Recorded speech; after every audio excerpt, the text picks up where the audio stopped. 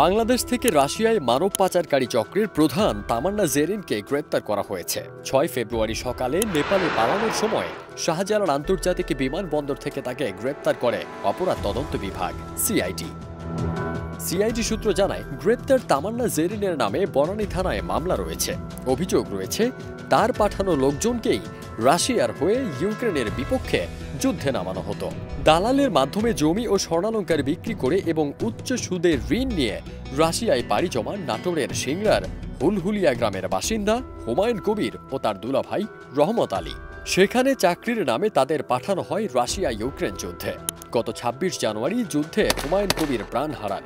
অন্যদিকে রহমত আলী দেশে ফিরতে চান। পরিবারের সদস্যরা জানান, গত ৩০ December dream home travel and tours limited নামে ঢাকার একটি প্রতিষ্ঠানের মাধ্যমে তারা রাশিয়ায় যান। সেখানে পৌঁছানোর পর যুদ্ধে অংশ নিতে তাদের বাধ্য করা হয়। ২৩ জানুয়ারি ড্রোন হামলায় মৃত্যু হয় হুমায়ুনের।